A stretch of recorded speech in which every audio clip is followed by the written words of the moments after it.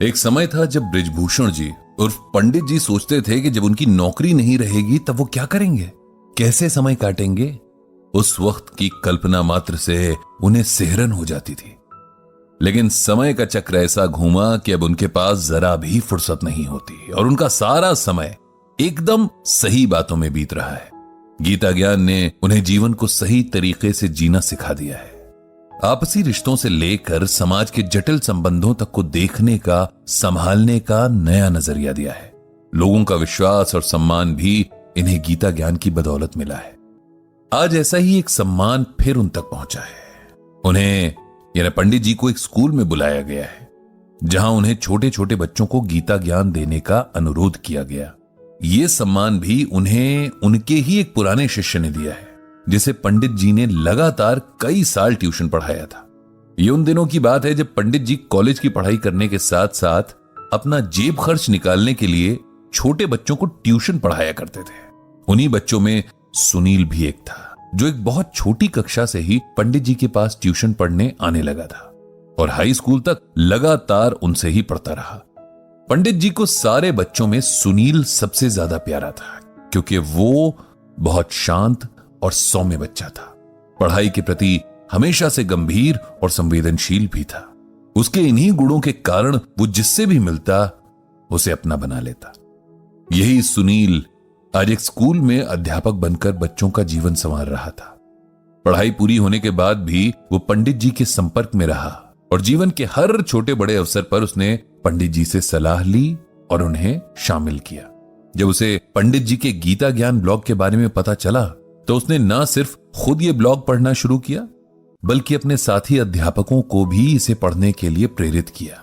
और आज वो पंडित जी के घर आया था उन्हें आमंत्रण देने के लिए कि वे अपने गीता ज्ञान से उसके स्कूल के बच्चों को भी कुछ सिखाएं ताकि जीवन की नींव डालने वाले इन सालों में उन्हें कुछ ऐसा सीखने को मिले जिससे उनके सफल जीवन की इमारत तैयार हो सके। तय समय पर पंडित जी की कक्षा के लिए व्यवस्था की गई। एक बड़े से हॉल में बच्चे बैठे, कुछ बहुत छोटे थे तो कुछ थोड़ा बड़े। उन्हें देखते हुए पंडित जी ने सोचा कि मैं इन्हें क्या समझाऊं, ये तो अभी स्वयं गीतामय होकर जी रहे हैं। चलिए लेकिन अब जब आया हूं तो कुछ तो बोलना ही होगा। पंडित जी ने यही सोचकर माइक लिया और बोलना शुरू किया। प्यारे बच्चों, मेरा नाम बृजभूषण है, लेकिन मेरा एक प्यार का नाम भी है। जैसे आप सबका होगा, कोई रिंकी, कोई पिंकी, कोई चुनमुन तो कोई रुंझुन। ऐसे ही प्यार से सब लोग मुझे पंडित जी बुलाते हैं। क्या बुलाते हैं? पंडित जी। सभी बच्चों ने एक स्वर में जवाब दिया। आज मैं आपके साथ कुछ बातें शेयर करने आया हूं, बातें जो भगवान श्री कृष्ण ने हमें बताई हैं। आप लोग जानते हैं कि भगवान श्री कृष्ण कौन हैं? जी, भगवान श्री कृष्ण जो बंसी बजाते हैं, माखन खाते हैं। एक बच्चा बोला। बिल्कुल ठीक। इसके अलावा और क्या करते हैं भगवान श्री कृष्ण? राक्षसों को मारते हैं, जो गलत काम करते हैं उन्हें पनिशमेंट देते हैं। एक और प्यारा सा बच्चा बोला। हाँ, बिल्कुल ठीक। पंडित जी खुश होकर बोले। तो प्यारे बच्चों, आज उन्हीं भगवान श्री कृष्ण की कही कुछ बातें बताऊंगा। आप ध्यान से सुनना, ओके? सारे बच्चे एक साथ बोले, ओके पंडित जी। बच्चों, मैं आपको एक श्लोक सुनाऊंगा। जैसे हिंदी में कविता होती है ना, इंग्लिश में जिसे पोम कहते हैं, वैसे ही संस्कृत भाषा में श्लोक होता है। तो मैं आपको एक श्लोक सुनाऊंगा और उसका मतलब भी बतलाऊंगा। तो पहले श्लोक सुनिए। ध्यायतो विषयान पुंसः संगात संजायते कामः कामात् क्रोधो अभिजायते। इसका मतलब यह है कि वस्तुओं के प्रति अधिक लगाव होना भी व्यक्ति की असफलता का कारण बनता है। इसीलिए व्यक्ति को चाहिए कि वो खुद को हर तरह के लगाव से दूर रखे, क्योंकि वस्तुओं के लगाव से हर पल एक इच्छा जन्म लेती है जिसकी पूर्ति न होने पर व्यक्ति क्रोध और दुख का भागी बन जाता है, जिसके चलते सफलता के मार्ग में बाधाएं उत्पन्न होने लगती हैं। समझे बच्चों?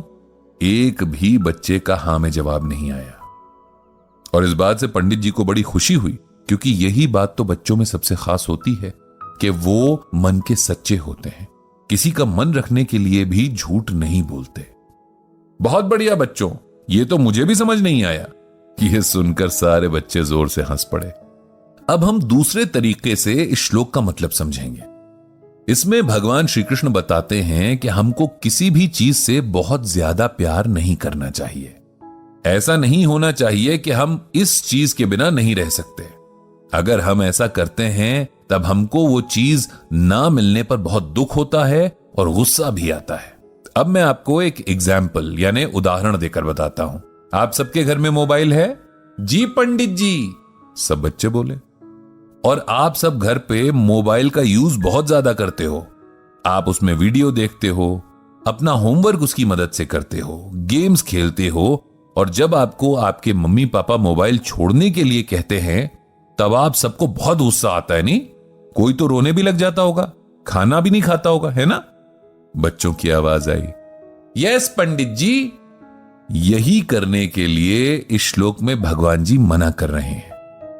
वो कह रहे हैं कि हमको चीजें यूज तो करनी है लेकिन उनकी आदत नहीं डालनी है। ऐसा नहीं करना कि आपसे वो चीज छूट जाए तो आप परेशान ही हो जाओ। हमें अपने मन को इतना स्ट्रांग रखना है कि हम किसी चीज के ना मिलने पर उसके बिना एडजस्ट करना सीखें, क्योंकि जब हम स्ट्रांग नहीं होते हैं तब वो चीज ना मिलने पर हमें दुख होता है, हम रोते हैं और कई बार हमें गुस्सा भी आता है। हम लड़ाई भी कर लेते हैं, जो कि बहुत बुरी बात है। हमें खुद पर डिपेंड होना सीखना है, चीजों पर नहीं। अब समझे? यस पंडित जी, सब बच्चे खुशी से बोले। तो अब हम एक और श्लोक सुनेंगे, इसे भी आप लोग ध्यान से सुनो। यदा यदा हि धर्मस्य ग्लानिर्भवति भारतः अभ्युत्थानम अधर्मस्य तदात्मानं सृजाम्यहम्। इसका अर्थ यह है कि श्री कृष्ण कहते हैं कि हे अर्जुन, जब भी धर्म का नाश होता है और इस धरती पर अधर्म का विकास होता है तो मैं धर्म की रक्षा और अधर्म को नष्ट करने के लिए अवतार लेता हूं। बच्चों, अब इसे अच्छे से समझो।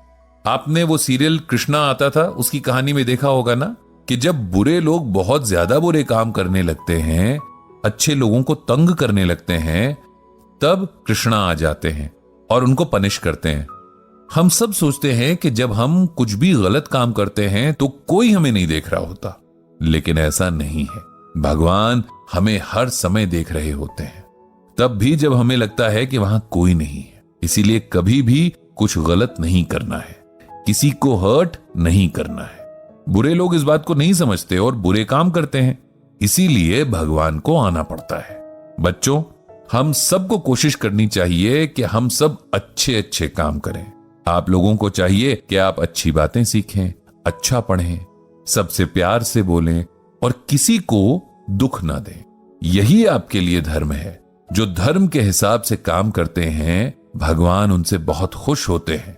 जो नहीं करते, उनसे गुस्सा होते हैं। समझे? यस पंडित जी, बच्चे एक स्वर में फिर से बोले। इस तरह बच्चों के साथ पंडित जी ने बहुत सारी गीता ज्ञान की बातें की और उन्हें इसमें बहुत मजा आया। बच्चे भी बहुत खुश दिख रहे थे। दोबारा फिर आने के वायदे के साथ पंडित जी ने वहां से विदा ली। उन्होंने भगवान श्री कृष्ण से प्रार्थना की कि दुनिया के सभी बच्चों पर अपनी कृपा रखें।